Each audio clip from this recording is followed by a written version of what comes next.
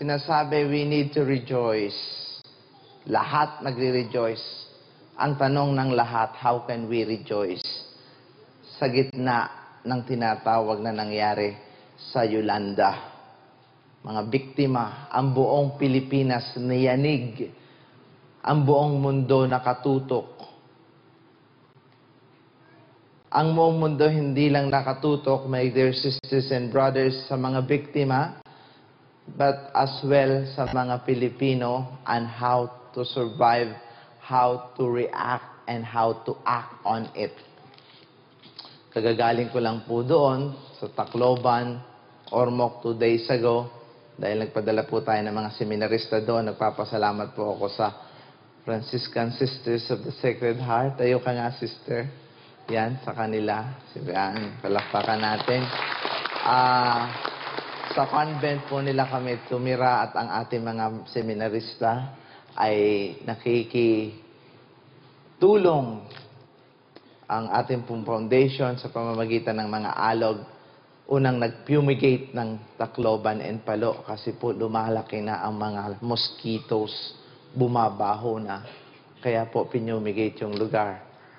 My dear sisters and brothers, papaano tayo magre-rejoice? Yan ay malaking tanong. Because the church somehow is declaring this is Gaudete Sunday. But it's very clear from the very first reading, the desert and the parched land will exult, the steppe will rejoice and bloom.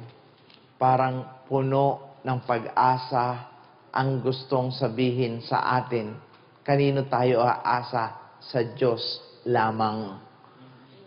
Wala tayong ibang aasahan. Nakausap ko ang mga tao doon. Mayor Sandy, ng Javier, yung mga madre, ang sabi daw nila nung umuugong yung malakas na hangin, yung tubig tumataas hanggang dito. Ang sabi nila, Diyos ko, tama na. Panginoon, tama na, patawarin mo kami. Wala silang nasabi kung hindi ganun. Yung isang seminarista namin, si Ariel, naka-receive ako ng text kahapon. Ang sabi niya, Father, confirm po, patay ang nanay ko.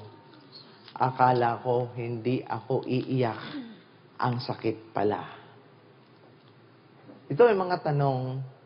Ito ay mga totoong pangyayari. Siguro kailangan nating tanungin ang sarili. Bakit sa Philippines? Tanong yan. Katolikong bansa, nagdarasal. Ano ang mensahe ng Diyos? Yan ay mga tanong na dapat sagutin at magkaroon ng kasagutan galing sa atin. Yes, katolikong bansa tayo. Totoo nga bang katoliko tayo?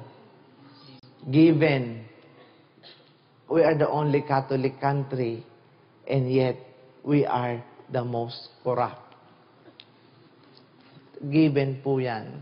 Hindi para insultuhin ang bawat isa, pero makita ang katotohanan. Ano pa? We are Catholic country, pero napakaraming nagugutom. Pataas ng pataas ang poverty rate. Mga kapatid, kung katolikong bansa, malaking iskandal. Ang sabi ni Pope Francis, the poverty, the hungry children is a scandal. Bakit may nagugutom? May nagugutom kasi maraming hindi nagsishare. Maraming madamot. Kasi kung walang madamot, walang magugutom. Kasi magsishare. Katolikong bansa ito, maraming nagdadasal, pero ang pagdadasal, hindi sapat. Kailangan ito yung sinasamahan ng gawa, tulad ng pagbibigay. Tulad ng pagbabahagi. Kung tayo ay talagang magdadasal, kung tayo ay talagang relihiyoso, tatanungin natin sa ating sarili, bakit tayo nakakatulog? Bakit natitiis natin makita sa paligid natin ang mga nagugutom? May isa po akong kaibigan, dumating galing sa Ireland. Alam mo po, isa po siyang Irish last year. Itong tanong na ito, hindi ko nasagot ngayon lang dahil sa nangyaring ito sa Yolanda at ako'y nagtanong sa sarili ko at ano ang itinanong ko. Nung tinanong ako nung taga-Ireland kasi nauna siya sa akin. Ang sabi niya, pupunta muna ako sa Pilipinas ahead of you. Yun nga po ang ginawa. Nung kami nagkita para kumain, when we met and eat and talk, napansin ko parang wala siyang tulog. Ang sabi ko, agad naisip, pasensya ka na, mainit dito. I feel so sorry because of the humidity, probably because of the mosquito, probably uminom ka ng may tubig na yelo. Sinabi ko sa iyo, huwag kang uminom ng tubig, magkakaroon ka ng diarrhea. He looked at me and said, Father, none of the above. The reason hindi ako nakatulog, dahil when I arrived, pumunta ako ng McDonald's.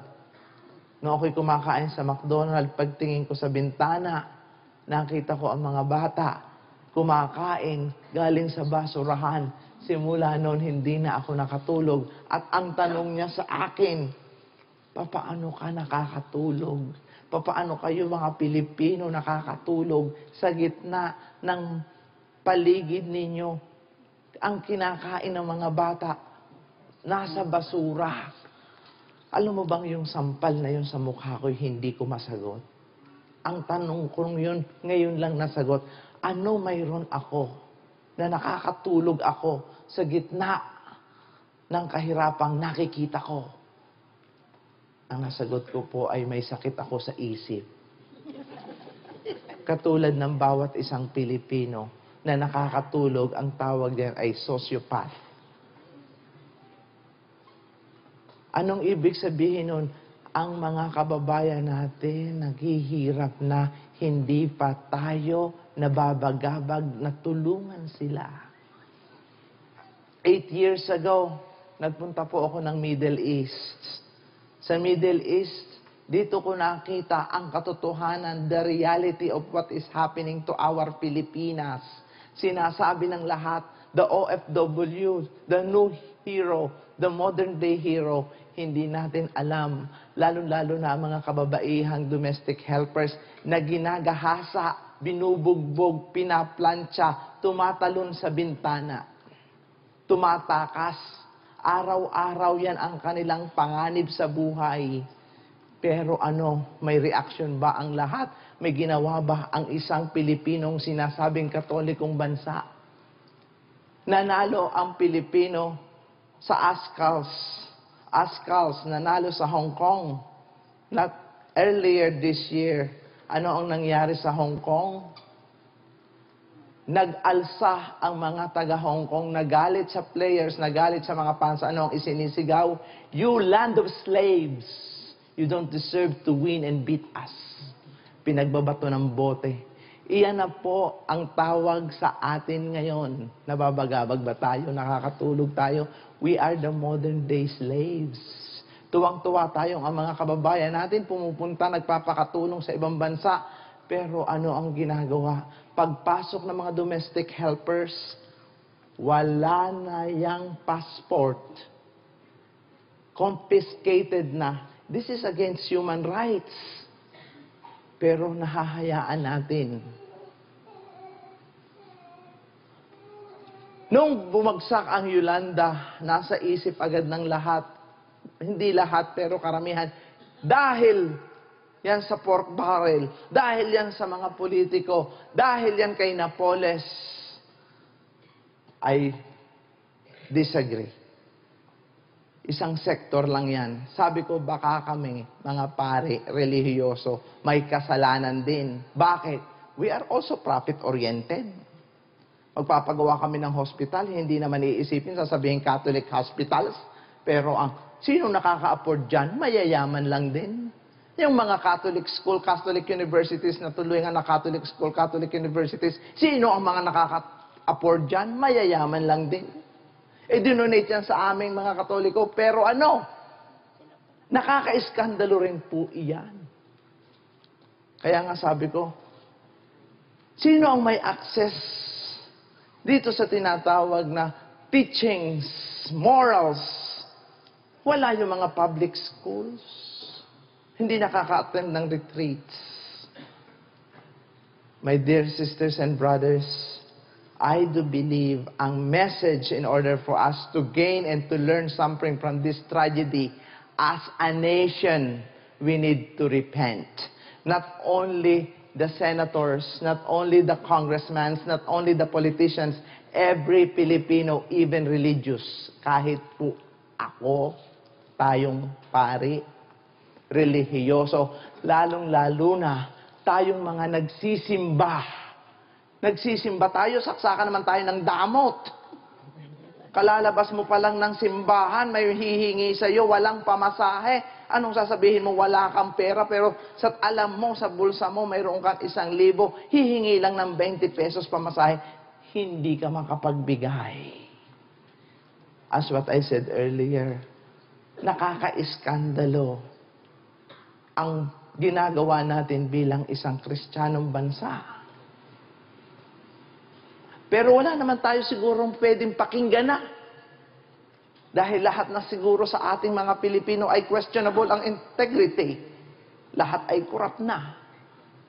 Yun, ano ang ginawa?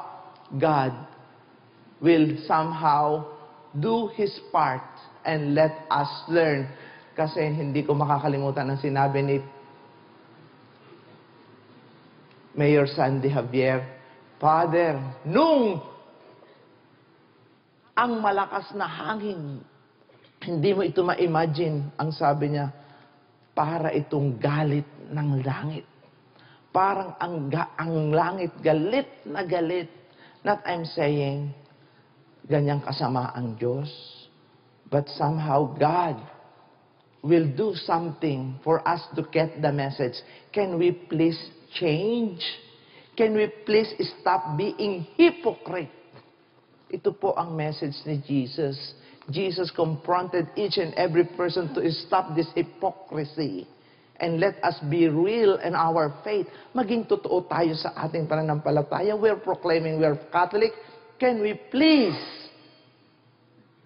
as a Catholic, what the Christian must do? Kasi po baka mas pagan pa ang ating ginagawa at ugali kaysa mga hindi nagsisimba. Ang mga pagans, mahal din nila ang mga nagmamahal sa kanila. Ang mga pagans, mapag-care din sila sa mga nagki-care sa kanila. But for Christians, hindi po yan ang turo ni Kristo. Ang mga Kristiyano dapat hindi lamang ang minamahal ay ang nagmamahal sa Kanya. Hindi lamang ang tutulungan mo yung kamag-anak mo. It is your obligation. But as a Christian, your obligation must love everybody. Mawawala dapat sa atin yung tinatawag na damot at pagiging makasarili. We need to have a daily check-up of our conscience. Ako, hindi excuse. Nalaala ko nung magbibigay ako ng mga damit. Papadala ko sa ormok. Papadala ko sa mga seminarista. Pumunta po ako ng closet. Sabi ko, Diyos ko, kasya pa ito sa akin, wag yan.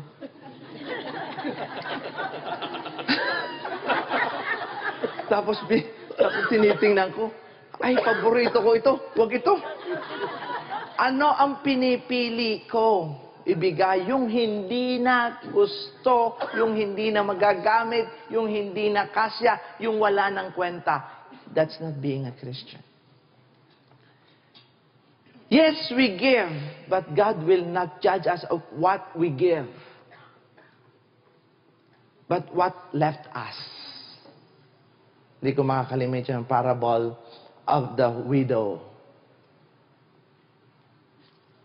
Pinuri ng Diyos ang widow. Hindi dahil sa kanyang ibinigay, kung hindi dahil wala nang natira sa kanya. Karamihan po sa ating mga Kristiyano, mga Katoliko, kung magbigay, yung sobra. Tapos proud na proud tayo, nagbigay tayo. Pero ang ibinigay natin, yung ayaw na natin. Yung hindi na kasya. No, that is, we need to learn and ask ourselves. Why? As what I said earlier, for us to experience the Gaudete Sunday, we need to surrender everything and entirely to the Lord. Huwag kayong matakot magbigay. Huwag kayong matakot because this is a sign of our faith. At ang ating Panginoon, pag tayo nagtitiwala, hindi naman tayo pababayaan. I will remember this lady. Tumayo ka. Every morning, this lady, itong sinasabi ko sa iyo, ipinahawak ang kanyang breast sa akin. Sabi ko, mabuti na lang, matanda ka na.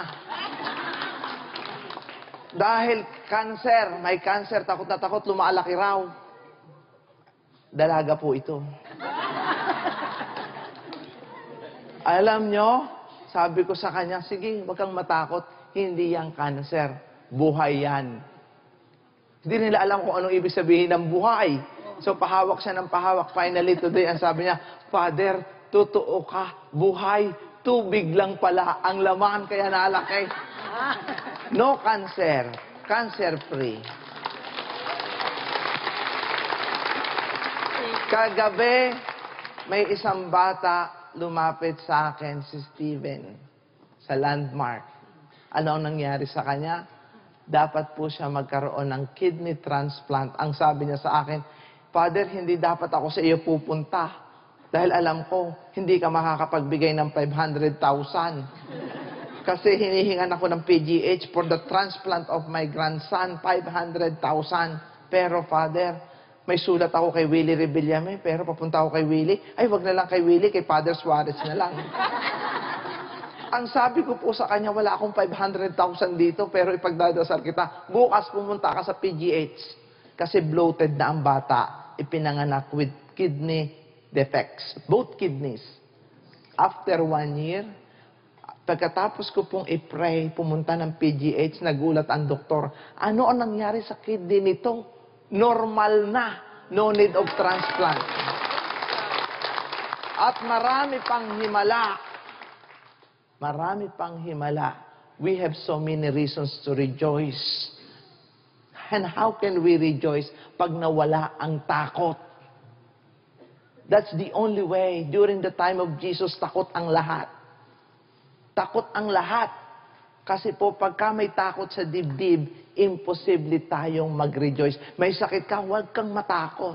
May problema ka, huwag kang matakot. Itong mga takadakloban, nagkaroon sila ng so much fear, trauma. After this, ano ang ipapacify natin sa kanila? Huwag kang matakot. Do not be afraid because Jesus is here. The kingdom of God is here and He is here today. Amen.